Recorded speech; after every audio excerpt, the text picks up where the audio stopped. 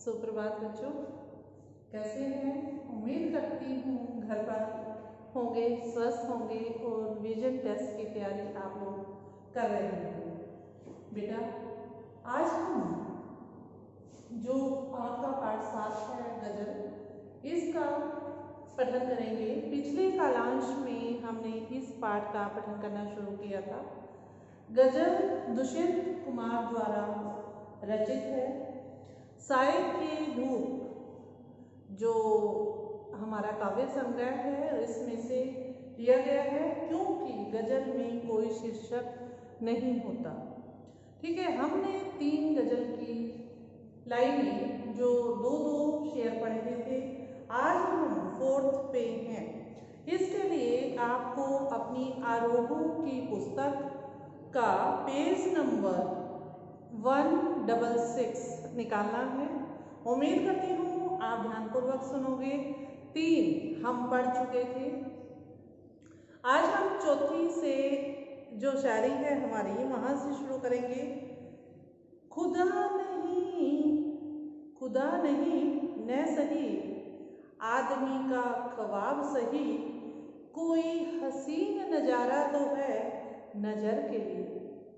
इसमें दुष्यंत कुमार जी कहते हैं, देखिए, खुदा मीन्स ईश्वर,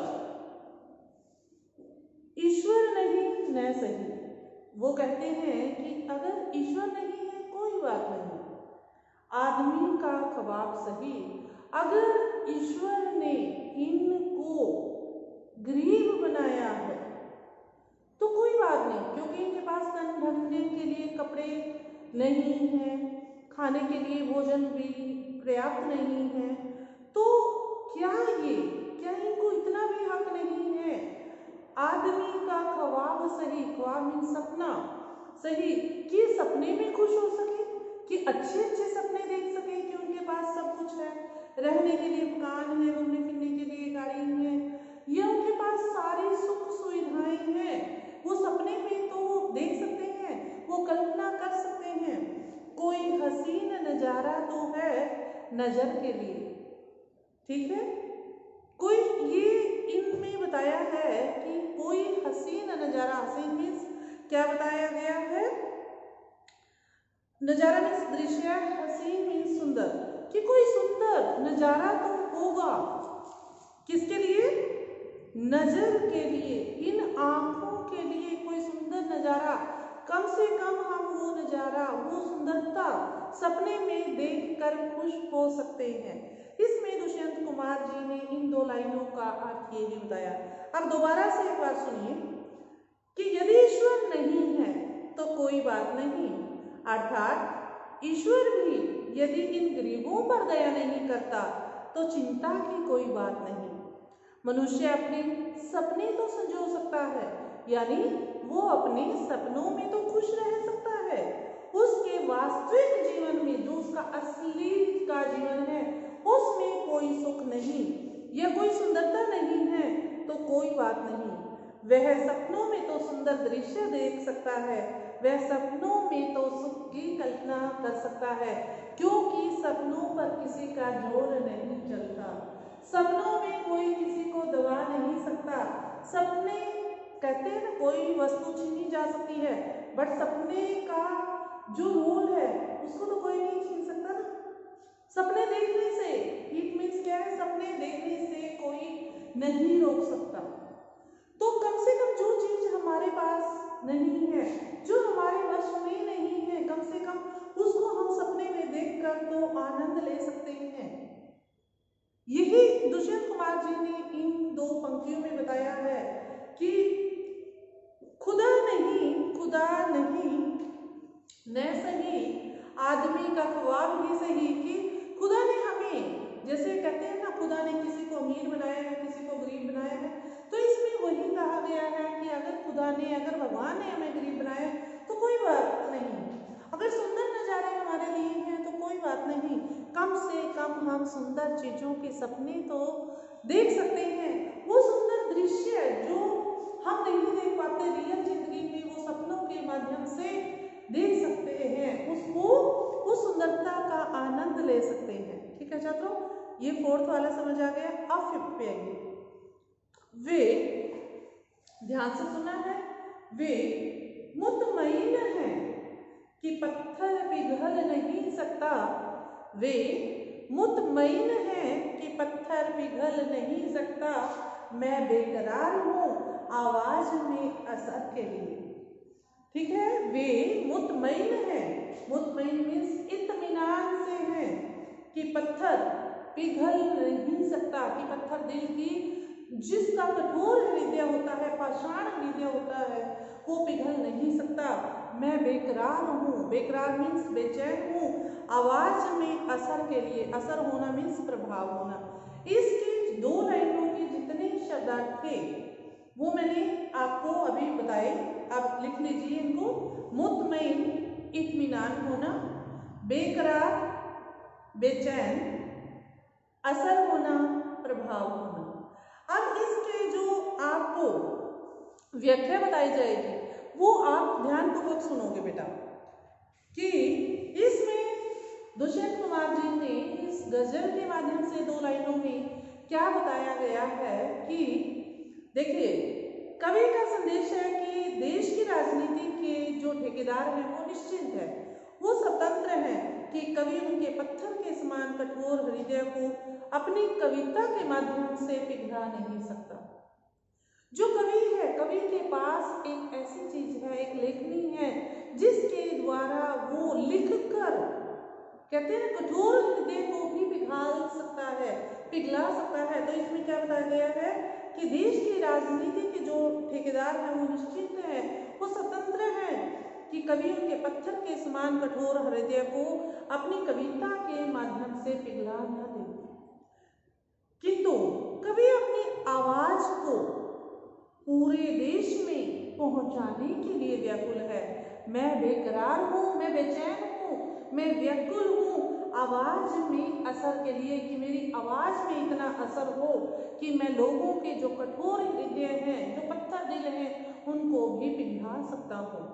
वह निरंतर प्रयास कर रहा है कि उसकी आवाज पूरे जो देश में उजाला कर दे, प्रकाश ला दे, क्रांति ला दे। कवि पुनः कहता है कि हे देश के ठेकेदारों, यहाँ तुम्हारा ही शासन है, तुम्हारी ही व्यवस्था है, तुम मेरे जैसे कवियों की जुबान को सिल सकते हो। अब आगे देखिए, तेरा निजाम है सिल दे जुबान शायर की, कि तुम्हारे अंदर वो व्यवस्था है, वो राज है, वो शासन है कि मेरी तो आवाज सिल सकता है, कि लोगों की आवाज सिल सकते हो। सिल दे जुबान शायर की, ये एहतियात जरूरी है इस बहर के लिए। इसमें मिजाज क्या बोला गया है, राज को, शासन को, और जुबान में वाणी, किसकी वाणी का यहाँ पर वर्णन है, कवि की वाणी का। और एहतियात होना, सावधानी होना, बहर मीन्स छेद या व्यक्ति, ये शब्दार्थ है इसमें। अब इसकी हिंदी सुनिए। इसमें क्या कहते हैं कि कवि पुनः क्या कहते हैं दोबारा, हे देश के ठेकेदारों, यहाँ तुम्हारा ही शासन है, तुम्हारी ही व्यवस्था है, तुम मेरे जैसे कवियों के की जुबान को, की आवाज को सिल सकते हो, अर्थात जनता का हित चाहने वाले जो कवि हैं उसकी लेखनी पर प्रतिबिंब लगा सकते हो। तुम्हारे लिए सावधानी बरतनी आवश्यक है ताकि तुम्हारे स्वार्थ की पूर्ति में कोई बाधा उत्पन्न न हो। तुम्हारा जो स्वार्थ है कि निस्वार्थ जो जनता है इनको ठग ले, इनको इन पर प्रताड़ना करते रहे, तो ये क्या बताया गया है, स्वार्थ की पूर्ति में कोई भी बाधा न पड़ सके।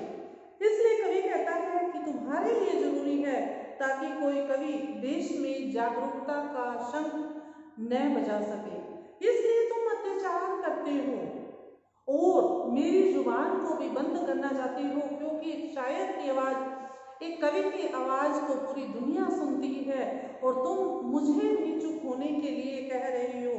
अंत में कवि क्या कहते हैं कि यदि जीवन जीना है तो अपने बगीचे में गुलमोहर के नीचे जीना उचित होगा, अर्थात राजनीतियों के जो राजनीतिज्ञ हैं, जो पॉलिटिशियन हैं, उनके झूठे वायदों पर नहीं, अपितु अपने भरोसे पर, जो तुम्हारा भरोसा है उस पर जीवन व्यतीत होगा। यदि मरना हो तो ज्ञान के शासन में अपने जीवन के सुखों और सुविधाओं के लिए संघर्ष करते हुए मरो। ऐसे डरपोक होकर मरने से कोई फायदा नहीं। अपनी आवाज तो कम से कम तुम उठाओ। जब तक तुम आवाज नहीं उठाओगे तुम पर ऐसे ही अत्याचार होते रहेंगे और तुम्हें सहन करने होंगे। ये दुष्यंत कुमार जी अपनी शायरी के माध्यम से, इस गजल के माध्यम से लोगों को, देश की जो आम जनता है उनको कैसे समझा रहे हैं कि हमें आवाज तो लगानी पड़ेगी। ये अत्याचारी लोग हम पर अत्याचार तो करेंगे, लेकिन अगर हम सहते रहे तो इनका अत्याचार बढ़ता जाएगा। हमें अपनी आवाज को उठाना है, इनके विरुद्ध हमें खड़ा होना है, इनके विरुद्ध हमें लड़ना है, जब ही हम स्वतंत्र हो सकते हैं, अर्थात नहीं हो सकते। ये अत्याचारी हम पर शासन करते हैं, हम पर इसी प्रकार अत्याचार करते रहेंगे। छात्रों, इस गजल में 6 शायरी थी। 3 हमने पिछले कालांश में पढ़ ली और 3 आज पढ़ी है। उम्मीद करती हूँ ये आपको अच्छे से समझ आई होगी। ठीक है, अगर नहीं आई है तो आप दोबारा से ग्रुप में भी पूछ सकते हो बेटा, लेकिन समझना आपको है। एक एक वर्ड की मैंने आपको हिंदी बताई। जहां पर आपको लगता है कि आपको हिंदी समझ नहीं आई, आप बेटा उसकी जो डाउट क्लियरिंग सेशन है आप उसमें भी बता सकते हो कि मैम हमारे ये समझ नहीं आया, मैं उसमें भी समझा दूंगी। वैसे भी आप फोन करके भी पूछ सकते हो, पूछना आपको पड़ेगा। मैंने वर्ड टू वर्ड आपको एक्सप्लेन किया है क्योंकि मुझे लगता है कि आपको समझ आ जाएगा, लेकिन कई बार हम कहते समझते कुछ है और होता कुछ है। ठीक है, इसके लिए आपको कोशिश करनी पड़ेगी। जैसा कि दुष्यंत कुमार कवि ने कहा कि हमें कुछ करने के लिए कोशिश करनी पड़ेगी, संघर्ष करना पड़ेगा, और जब संघर्ष करोगे तो वो चीज आपके चरणों में होगी, आपके कदमों में होगी और आप ऊंचाइयों को छू पाओगे। यही इस कविता में, यही इस गजल में दुष्यंत कुमार जी ने कहा है। बच्चों, अपना ध्यान रखना है। Happy Diwali to all. Okay बच्चे, गॉड ब्लेस यू।